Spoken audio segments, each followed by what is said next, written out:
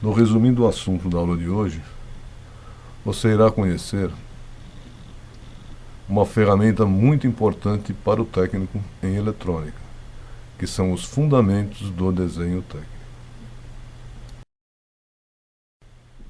Quando alguém quer transmitir um recado, pode utilizar a fala ou passar seus pensamentos para o papel na forma de palavras escritas. Quem lê a mensagem fica conhecendo os pensamentos de quem a escreveu. Quando alguém desenha, acontece o mesmo. Passa seus pensamentos para o papel na forma de desenho.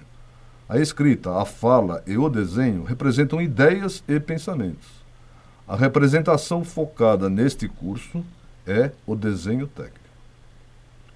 O desenho técnico é uma forma de representação gráfica usada, entre outras finalidades, para ilustrar instrumentos de trabalho, como máquinas, peças e ferramentas. É uma representação gráfica utilizada por profissionais de uma mesma área, como, por exemplo, na mecânica, na marcenaria ou na eletricidade.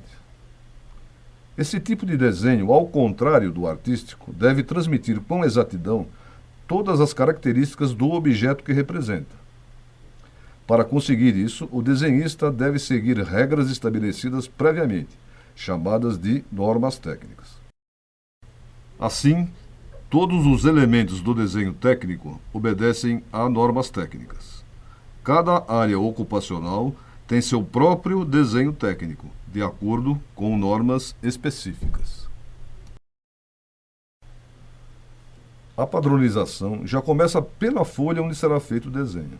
Existem normas para tamanho da folha, margem e formato do carimbo ou legenda.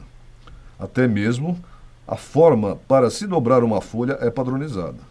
Essas padronizações são necessárias, pois permitem o arquivamento em pastas ou outros meios únicos, sem a necessidade de um tamanho para cada desenho, além de facilitar a fabricação e a comercialização dessas mídias. Sempre com a ideia de facilitar o entendimento e imediata interpretação do desenho, as formas das linhas são definidas para a representação de um determinado evento.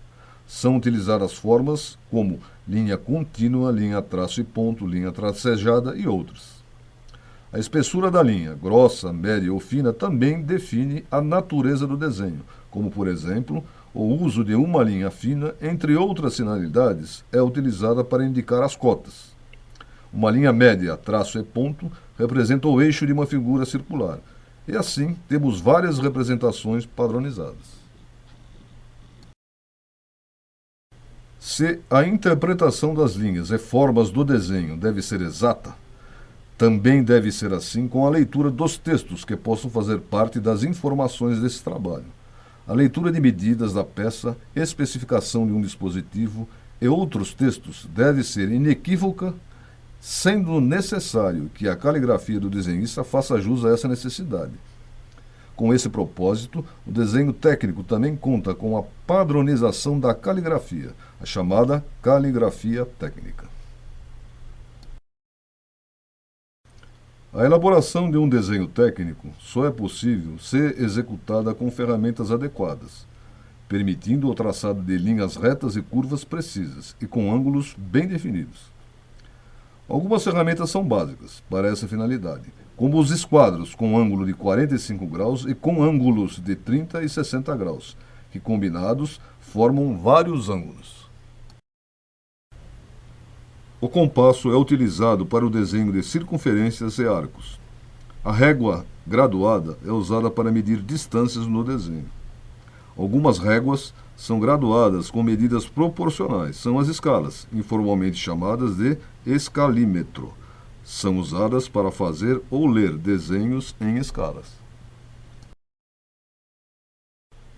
Quando a representação de um assunto através do desenho não é possível de se fazer no seu tamanho natural, por ser muito grande ou mesmo muito pequeno, deve ser feita respeitando uma proporção entre as medidas naturais e o desenho.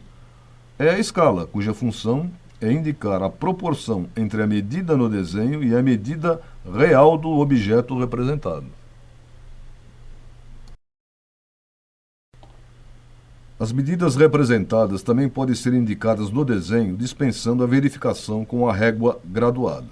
São chamadas cotas, e seu uso obedece a algumas normalizações. As cotas proporcionam maior precisão na leitura do desenho, pois uma imprecisão na execução da linha somada a uma imprecisão na leitura da escala causam alteração na interpretação final dessa medida.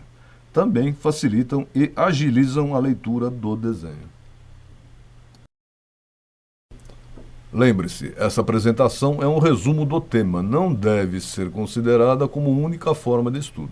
Participe de todas as atividades propostas. Bons estudos!